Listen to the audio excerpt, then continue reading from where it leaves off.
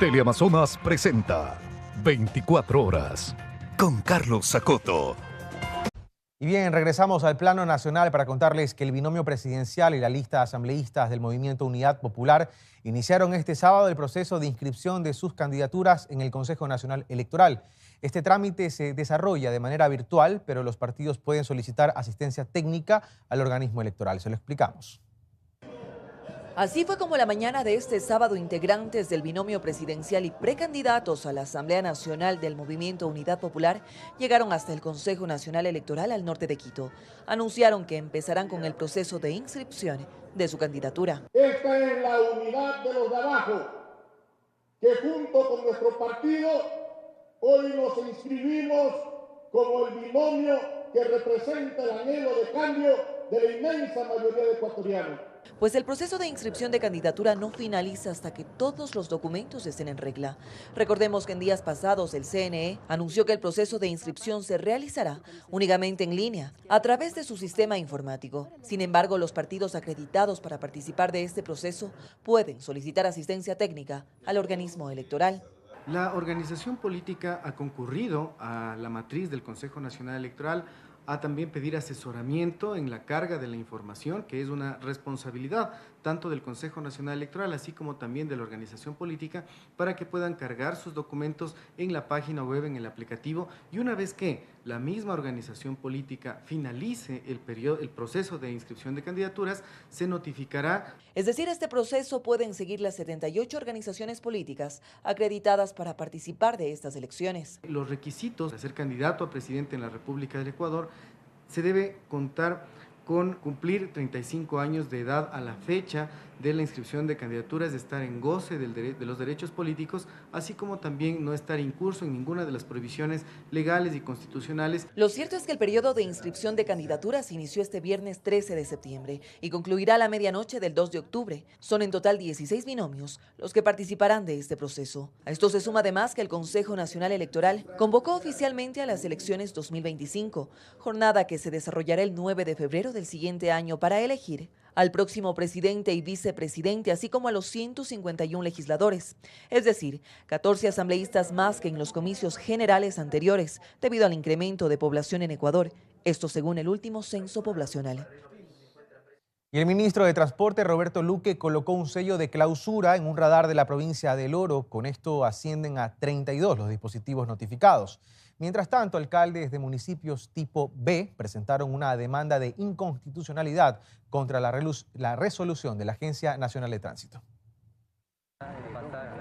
Con la colocación de este sello de clausura a este radar de velocidad ubicado en la vía Machala Pasaje en la provincia del Oro, el ministro de Transporte y Obras Públicas, Roberto Luque, se reafirmó en su decisión de suspender los 163 fotorradares pertenecientes a gobiernos autónomos descentralizados tipo B y una mancomunidad que incumplieron con criterios técnicos y legales para ser instalados.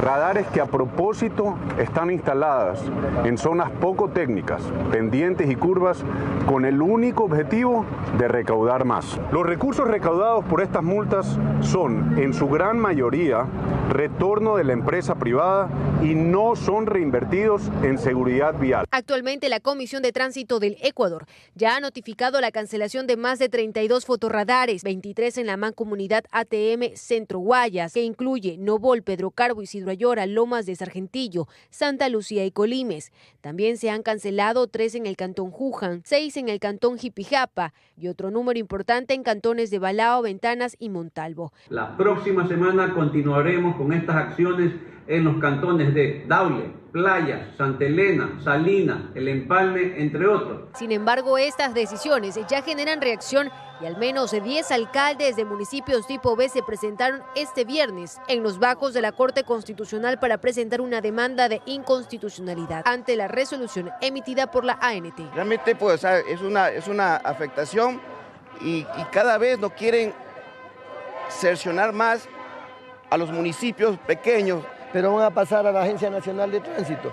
Va a ser lo mismo. En cuanto a la calibración de estos dispositivos, sugirieron que el gobierno cree un mecanismo para mejorar estos aspectos en lugar de retirar la competencia a los municipios.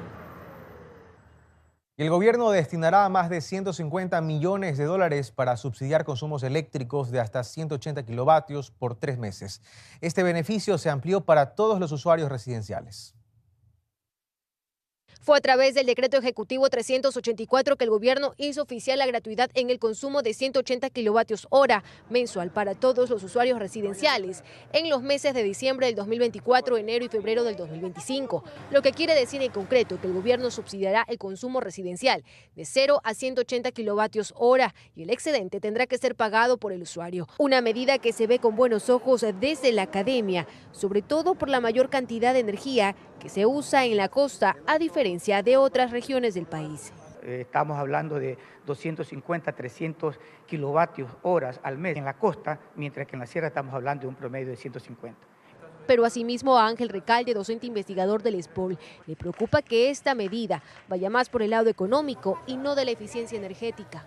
Que la medida anterior pues se pensaba ahorrar más o menos 100 megavatios y 80 megavatios. No obstante, ambos docentes prefieren plantear propuestas que vayan por dos vías. La primera por el lado del gobierno, en la que se debe aplicar, según las métricas, un subsidio diferenciado. Se alcance un porcentaje equitativo, ¿no? Digamos que el ahorro sea en función de lo que usualmente se está consumiendo en cada zona. Por otro lado, se encuentra la ciudadanía, que con una correcta planificación y ahorro energético, aseguran, podría estarse ahorrando hasta $40 en el pago de su factura. En los focos debemos comenzar a ahorrar. Focos, por ejemplo, de este tipo de ahorradores ya no deben existir. Deben existir los focos LED. Si tenemos una vivienda, 10 focos, y durante los 10 focos se prenden 5 horas y bajamos de 25 vatios a 9 vatios, estamos haciendo un ahorro. El costo total de este subsidio le cuesta al Estado entre 50 y 70 millones de dólares mensuales. Y la temporada de sequía en Ecuador continúa. Esto reduce a menos de la mitad de la operación de las principales hidroeléctricas del país e incluso el caudal de alguno de sus ríos. Una de las provincias afectadas es el Oro, que registra niveles críticos en el río Jubones, afectando el suministro de agua en el riego de sus plantaciones. La producción de energía en el país continúa en descenso, esto por los niveles del caudal de los ríos. Según datos de la Corporación Eléctrica del país, CELEC, con fecha 14 de septiembre, la producción de energía en el embalse Mazar llega a los 65.93 megavatios hora, Molino 762.07 megavatios hora, Sopladora con 435.13 megavatios hora, situación que agrava no solo el sector eléctrico sino otros, entre esos el productivo. Igualmente que en los otros sectores, ¿no? O sea, al final, todos estos efectos se traducen en pérdidas económicas. La valoración de cada una de estas pérdidas va a depender de la intensidad de esta sequía, de este estiaje. Una de las provincias afectadas es el Oro, puesto que el caudal del río Jubones se redujo drásticamente y alcanzó los niveles críticos. Hacer un llamado a todos los sectores productivos a aplicar un sistema de riego para maximizar el agua que nosotros tenemos y así aprovecharla mejor frente a esta temporada de sequía que está viviendo la provincia del Oro, que está viviendo el país. Es decir, la provincia requiere alrededor de 15.000 litros por segundo para cubrir las necesidades de más de 18.000 hectáreas de cultivos. Que del 100% del caudal de agua, hoy solamente tenemos el 40%. A través de un comunicado, la Prefectura del Oro dio a conocer que el sistema de riego Pasaje Machala y Pasaje El Guabo Barbones mantiene el suministro por debajo de lo normal. Prefectura se encuentra realizando trabajos emergentes para evitar que la sequía genere más pérdidas económicas. Y le contamos ahora que más de 550 hectáreas resultan afectadas tras 19 días consecutivos de incendios forestales en los cerros del cantón Sichos, en la provincia de Cotopaxi. La fuerza del viento y las altas temperaturas complican las tareas de mitigación. Vamos a enlazarnos a esta hora de la tarde con nuestro compañero Juan Pablo Toro, quien nos amplía la información. Juan Pablo, muy buenas tardes. Te escuchamos. Adelante. Amigos televidentes, compañeros en estudios, buenas tardes. Acá en el Cantón Sichos, los fuertes vientos avivan las llamas. Este es uno de los principales problemas que se encuentra la gente que está aquí en territorio intentando controlar este incendio forestal. El helicóptero que se encuentra acá en la zona también no puede intervenir, ya que las fuertes ráfagas del viento en la parte alta impide que este pueda hacer su trabajo. A continuación queremos presentarles un informe. En los últimos 2 días, los fuertes vientos en el Cantón Sichos han avivado el incendio forestal. El incendio ha tomado un poco más de fuerza este momento, es más en este instante, por la situación de los vientos fuertes que se presentan en el sector. La operatividad que queríamos con el helicóptero se hace imposible. El helicóptero B3 llegó al Cantón Sichos con el propósito de prestar su contingente, pero la fuerza del viento impide su operación. Ya acercándonos al sector del incendio sobrepasa los 40 nudos, es bastante considerable. Entonces, para la operación de Bambi Bucket, que es lo que para extinción de incendios, se complica muchísimo. La Mesa 2 de Seguridad se reunió con el propósito de tomar acciones para precautelar la salud de la población. Mantener el trabajo en conjunto con los comités locales de salud, brigadas de salud presentes en zonas cercanas a los puntos de riesgo, también sugerir como medida preventiva la suspensión de clases presenciales. A mis espaldas ustedes pueden apreciar la inmensa nube de humo que se genera por el incendio forestal. Esta está avanzando al Cantón Sichos. Miles de hectáreas de mortiño se están perdiendo. Los pequeños productores y empresas que se dedican a la producción del mortiño son los afectados. En nuestro informe de la noche estaremos presentándoles un amplio informe de este problema que se está registrando con el incendio forestal acá en el Cantón Sichos. Compañeros, volvemos con ustedes de estudios donde tienen más información. Buenas tardes. Buenas tardes, Juan Pablo. Impresionantes imágenes, realmente estaremos pendientes de ese informe. 1:00 con 17 minutos y se registran nuevos incendios forestales en la capital.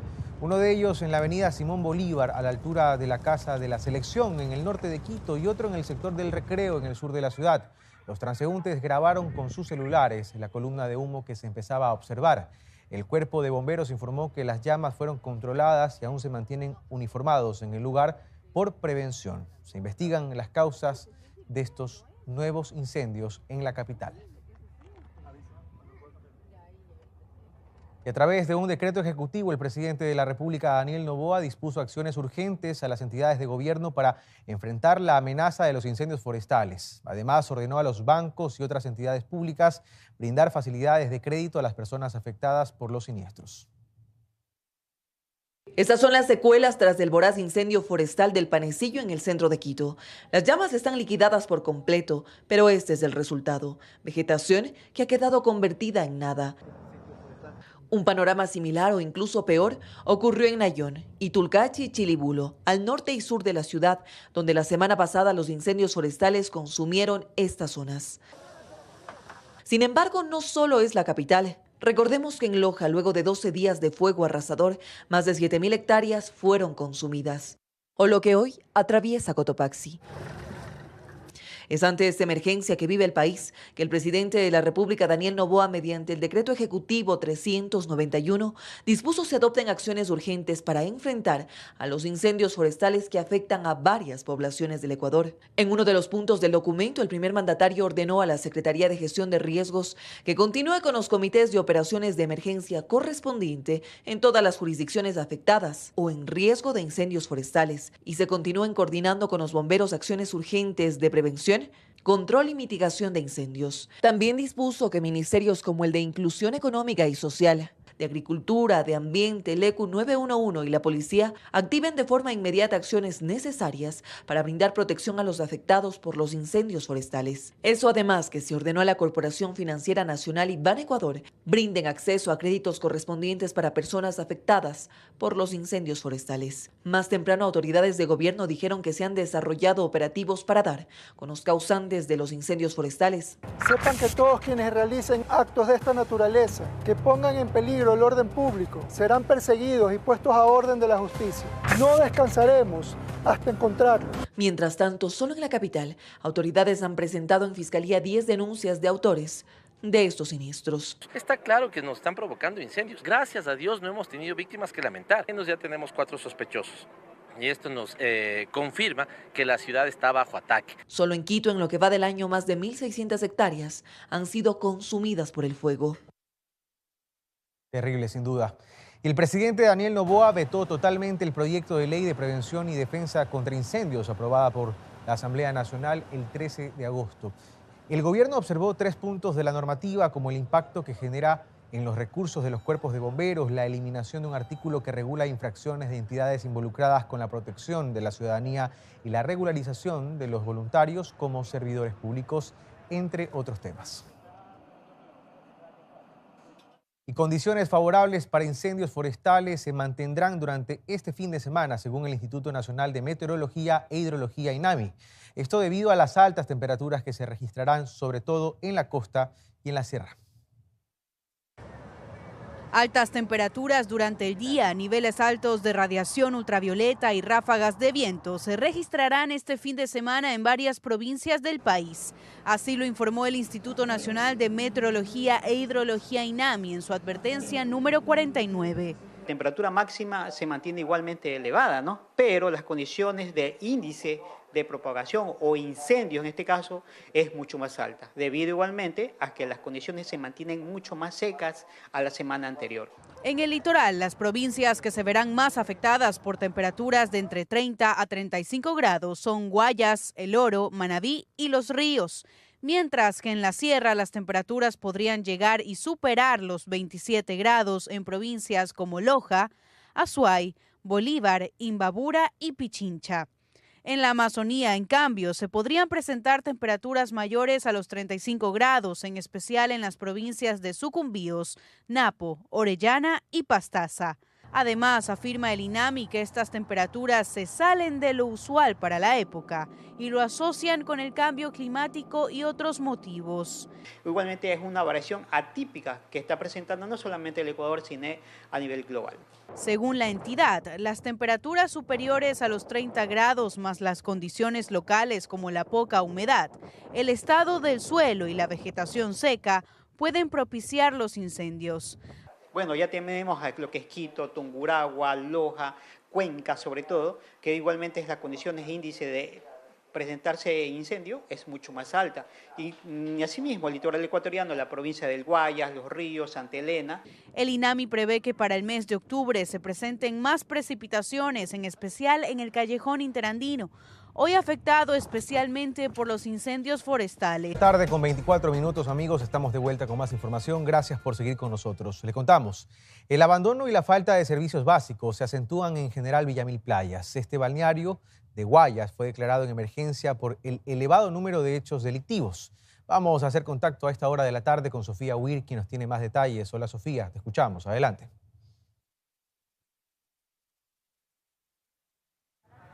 ¿Qué tal, Carlos? Amigos televidentes, buenas tardes. Así es, General Villamil Playas se convirtió en cantón hace 35 años, pero sigue teniendo los mismos problemas de hace 50 años atrás. La falta de servicios básicos y de oportunidades se acentúan con la ola de violencia que vive actualmente. Este cantón de la provincia del Guayas registra 11 muertes violentas durante las últimas 2 semanas, por eso fue declarado en emergencia. Esto está acabando con el turismo y el desarrollo de este sector. Bernarda Ceballos nos amplía la siguiente información en ese reportaje. Veamos.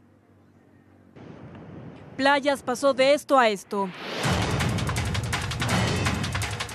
Los 48.000 habitantes de la localidad no solo se cuestionan hasta cuándo durará la ola delictiva que no cesa, también se preguntan cuándo tendrán alcantarillado y acceso a agua potable. Este censo del 2022 revela que la falta de cobertura de ciertos servicios básicos continúa en el cantón, a pesar del transcurso de los años. En 2010, apenas el 25% de las viviendas contaban con acceso a alcantarillado. 12 años después, en 2022, solo el 50% de las casas tenían este servicio básico. Algo similar ocurre con el acceso a agua potable. En 2010, el 82% de viviendas de Playas tenían agua por red pública. En 2022, el porcentaje de acceso solo subió al 88%. 15 de agosto, Playas 2, El Triángulo, La Bota y Enrique Torbay son algunos de los sectores que en un inicio fueron invasiones. Con el pasar del tiempo se han ido regularizando de a poco y a pesar de esto,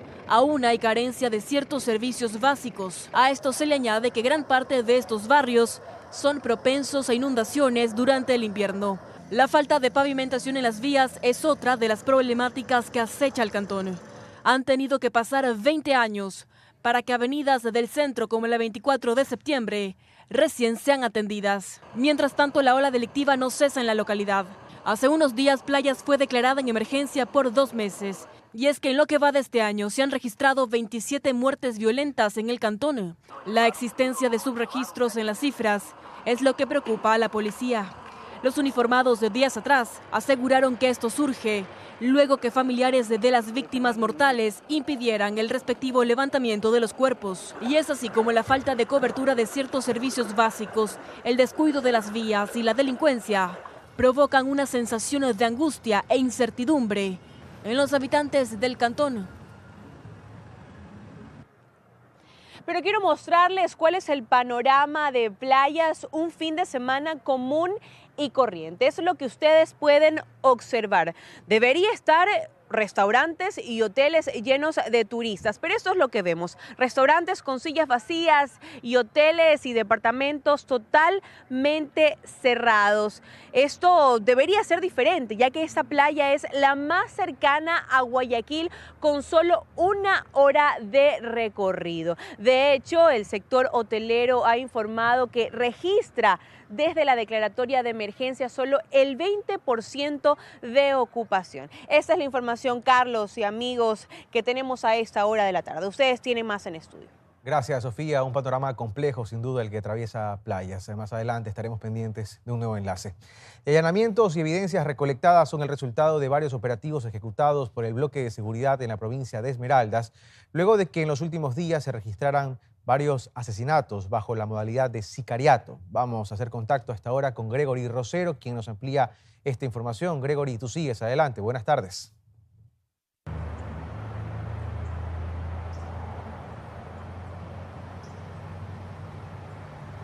¿Qué tal, estudios, amigos? Así es, la violencia intenta azotar nuevamente a la provincia de Esmeraldas. Es por ello que hace pocos minutos la Policía Nacional informó sobre varios resultados que han obtenido en las últimas horas, luego de que se han registrado varios incidentes en días pasados en esta provincia. Yo les cuento más en el siguiente video. Veamos. En respuesta a la ola de violencia registrada en los últimos días, el bloque de seguridad ha intensificado sus acciones, pues en las últimas horas las fuerzas del orden ejecutaron una serie de operativos y allanamientos con el fin de restablecer la paz y la seguridad.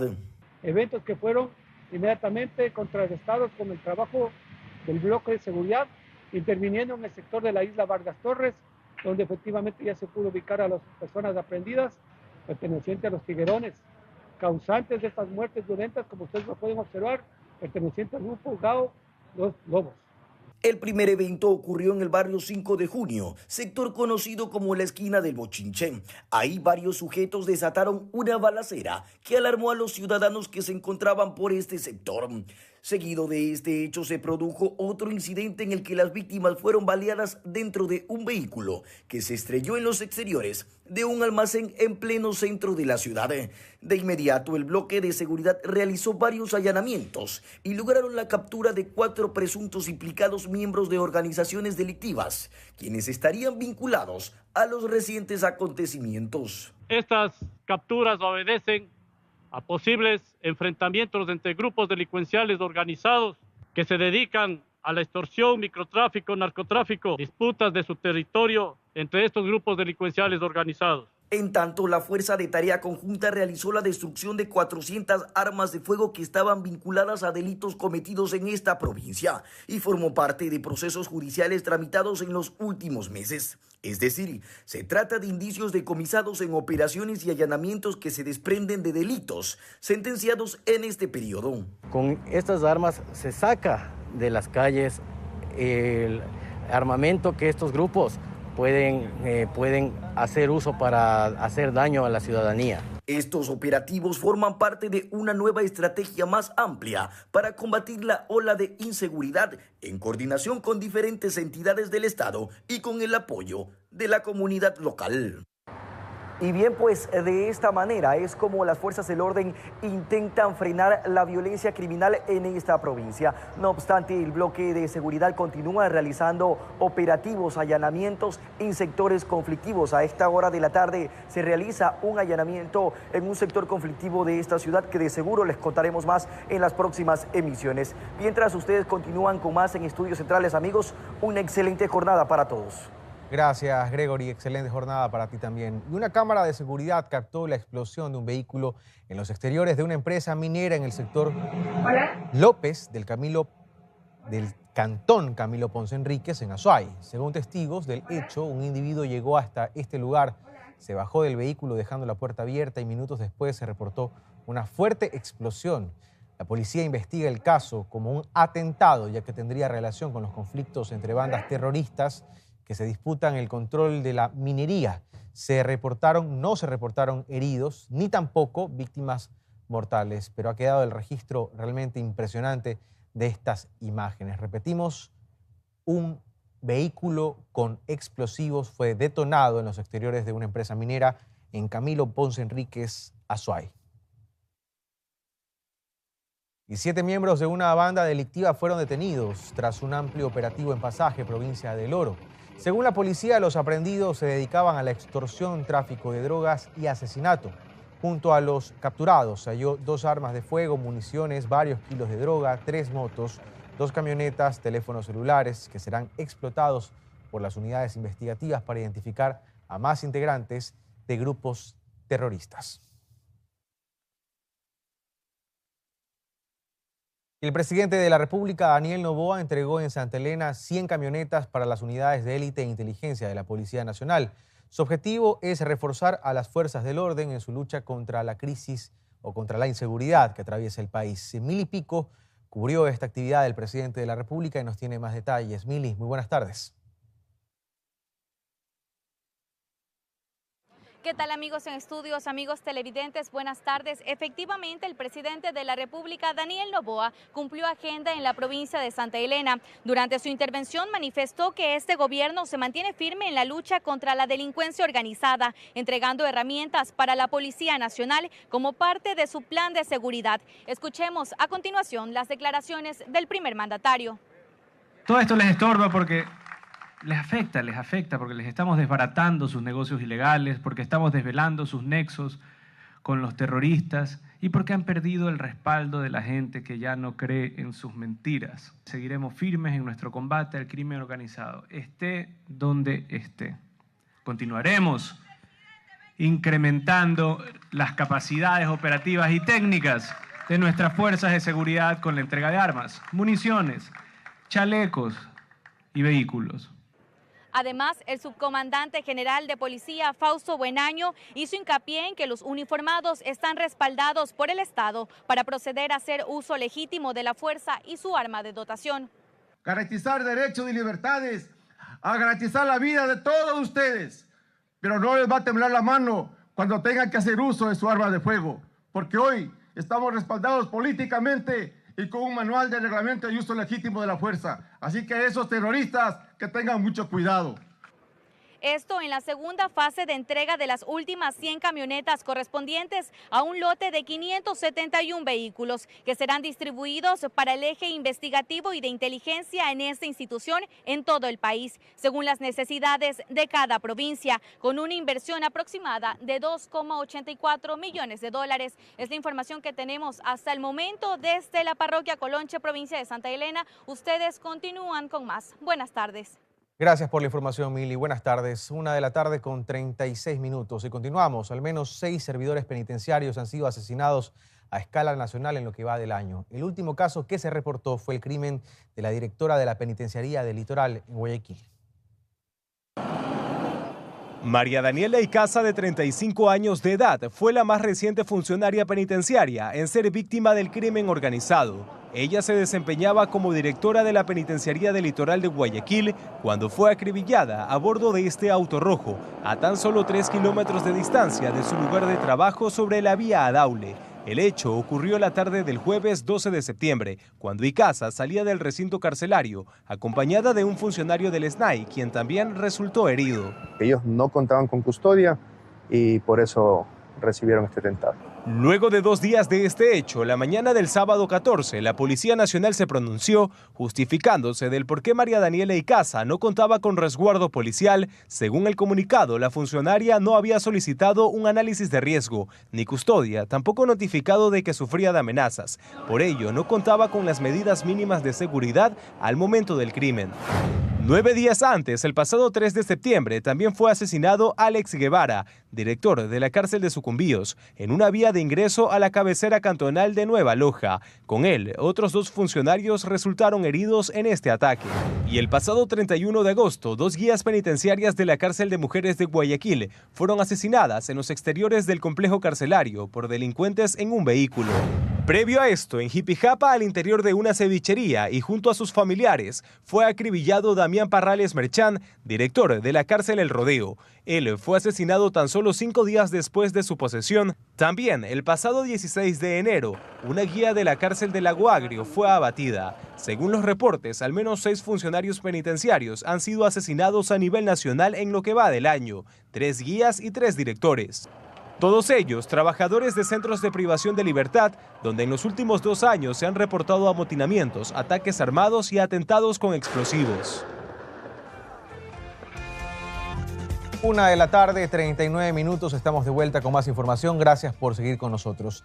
Este lunes se cumplirá los 15 días de plazo que dio el Consejo de la Judicatura para retomar el concurso de jueces de la Corte Nacional de Justicia a través de una nueva metodología. No obstante, desde que se revelaron irregularidades en la prueba de confianza, el proceso ha recibido más cuestionamientos, lo cual lo hace inviable, según un exvocal.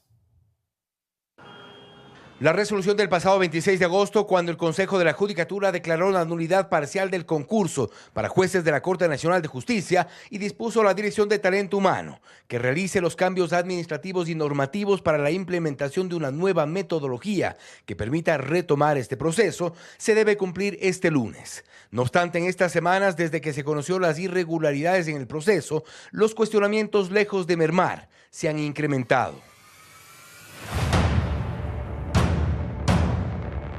Las revelaciones del caso Pantalla respecto de la corrupción en el fallido concurso del 2023 salpican al actual nada menos que porque los postulantes que se habían beneficiado con trampa están entre los postulantes de la actual y en plena carrera para ser supuestamente magistrados. El exvocal Fausto Murillo sabe que por menos el otro concurso se anuló. Está plagado de anomalías. Y hoy ya señalé que el artículo 53 del Código Orgánico de la Función Judicial es el que debió haberse aplicado, pero en su integridad para declarar la anulación total de este concurso. Pero los vocales responsables del actual concurso ni siquiera han reaccionado a un hecho preocupante. En la lista de los postulantes, al menos 10 estarían abiertamente comprometidos con la transparencia. Al menos 10 postulantes ya se jugaron por una trampa y siguen buscando ser jueces de la más alta corte. Y esto no es un tema menor. Es una mancha más para este proceso. Asuman las consecuencias y por las graves anomalías que han viciado el concurso de nulidad insanable, declaren la anulación total. Este concurso se enfrenta a una investigación de Fiscalía por presunto tráfico de influencias, denuncias por la contratación de una empresa fantasma para las pruebas de confianza y una lista de postulantes que le apuestan a la trampa. Pedimos una reacción oficial sobre esto en la Judicatura, pero no hubo respuesta. Y las próximas 3 semanas serán decisivas para el excontralor Carlos Pollitt y su hijo John. Ambos en distintas etapas afrontan procesos por lavado de activos en Estados Unidos. En Ecuador, uno cuenta con una sentencia que no ha cumplido y el otro fue sobreseído. Padre e hijo procesados en Estados Unidos.